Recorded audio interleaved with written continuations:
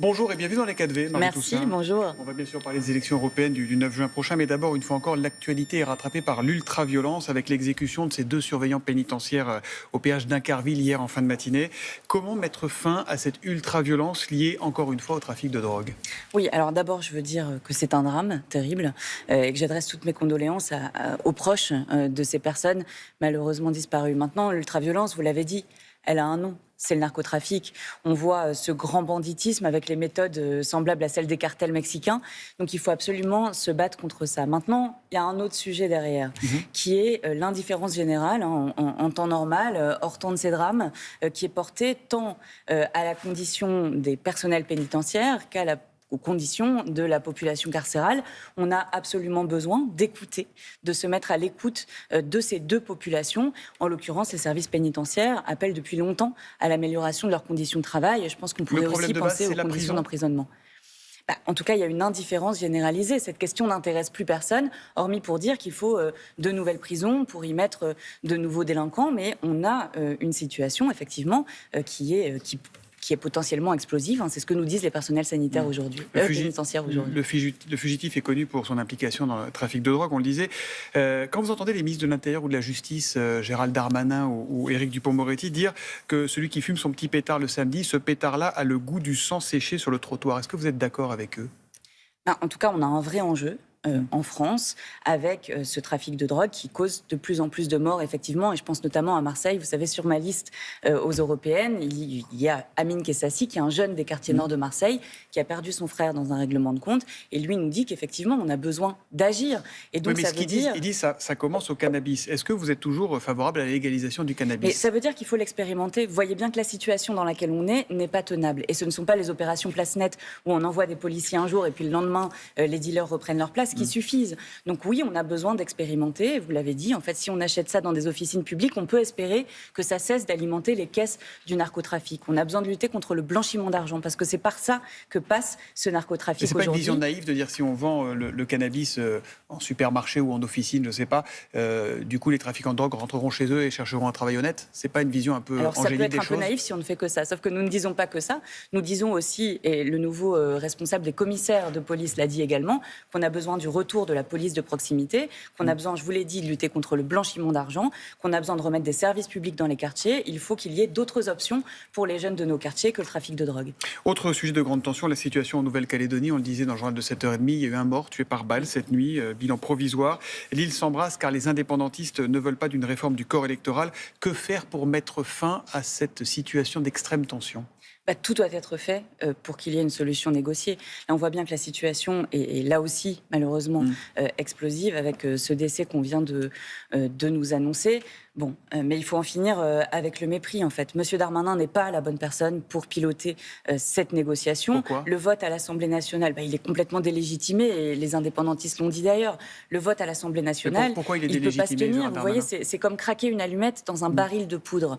Donc, on a besoin de retrouver le sens de la médiation. Moi, j'appelle à ce que le Premier ministre pilote lui-même ces discussions.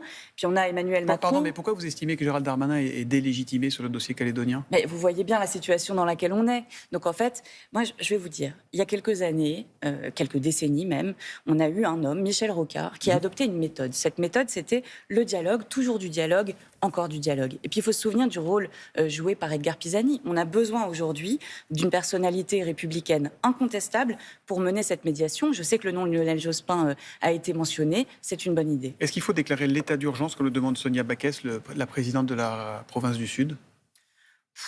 Écoutez, là, moi je vous l'ai dit, on a besoin de dialogue. Et je vous ai dit aussi, ce vote à l'Assemblée nationale, c'est comme craquer une allumette dans un baril de poudre. En fait, il faut revenir autour de la table, il faut s'asseoir. Puis il faut comprendre la colère de la jeunesse kanak, cette frustration autour du dégel du corps électoral. Ça vient de loin, donc il faut y répondre. Donc vous comprenez les raisons de cette colère ?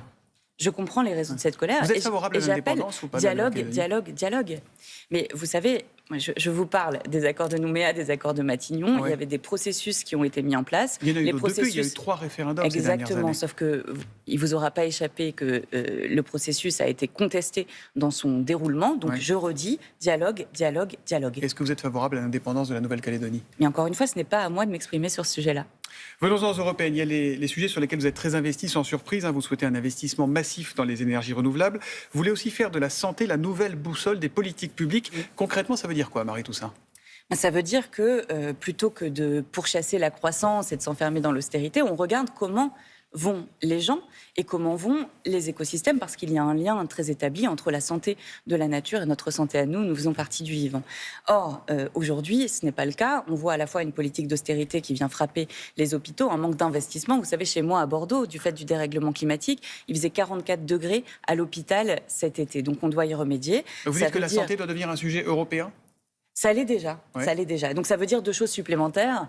Ça veut dire d'abord un service public européen du médicament. Aujourd'hui, on a vu pendant la crise, on courait après les masques, après le Doliprane. Aujourd'hui, les parents courent d'officine en officine pour trouver de l'amoxicilline. Il faut que ça s'arrête, il faut qu'on produise en Europe ce dont l'Europe a besoin. Et donc on a besoin de ce service public européen du médicament parce qu'on ne peut pas faire confiance aux firmes pharmaceutiques mondialisées.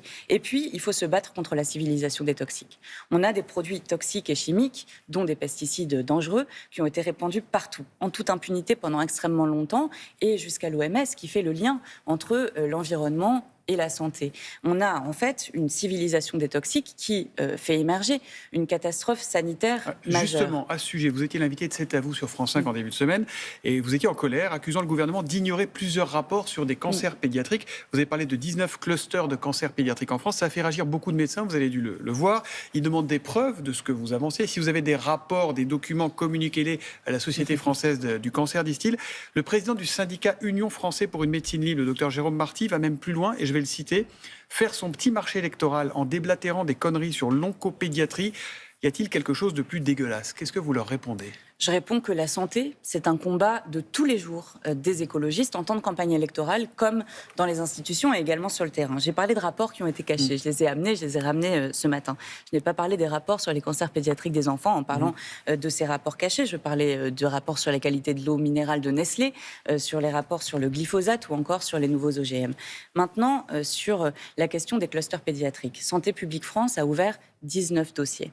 Lorsqu'il y a eu des enquêtes, ce qui n'a pas nécessairement toujours été le cas, mais c'est à Santé publique France de nous le dire, lorsqu'il y a eu des enquêtes, elles se sont souvent arrêtées très vite, sûrement, certainement, pour de basses raisons financières. Eh bien, moi je dis que ces cas, ces cancers des enfants sont absolument dramatiques, qu'on a des parents qui sont souvent laissés seuls, isolés, qui doivent se battre pour que des études soient menées et soient menées jusqu'au bout.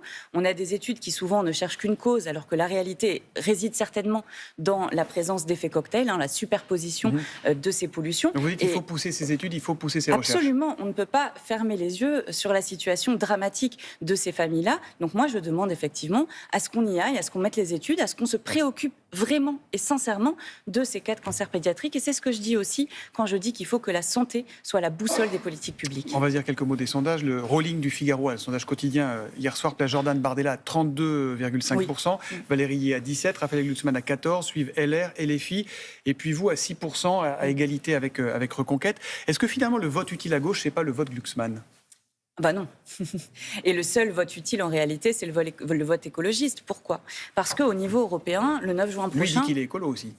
Ah oui, mais bon, alors on peut en reparler juste après, mais il faut bien comprendre que le 9 juin prochain, le choix, c'est la coalition des droites, ce pacte brun fait avec du climato-scepticisme, ou alors un pacte vert, l'accélération de la bifurcation écologique dans la justice sociale. On ne peut pas rester dans le statu quo actuel, qui nourrit par ailleurs les extrêmes droites, avec une coalition qui réunit les conservateurs, les libéraux et les socialistes, qui votent par exemple des mesures d'austérité qui nous empêchent d'investir dans la transition écologique et dans la justice sociale. Quant à M.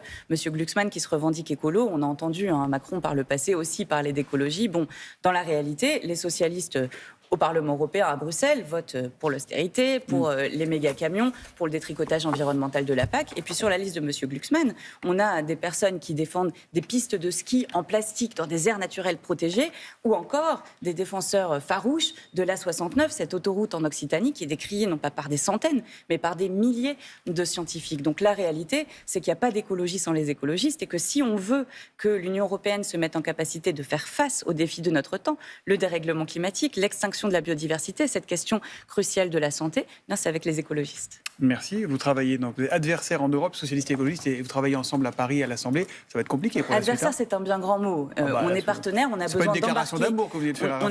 On a besoin d'entraîner cette accélération. Oui, mais vous savez, j'ai dit que dans cette campagne, on avait besoin de clarté. Oui. Et cette clarté, elle doit être énoncée. Donc je vous remercie de m'avoir invité pour le faire. Merci Marie Toussaint et bonne journée.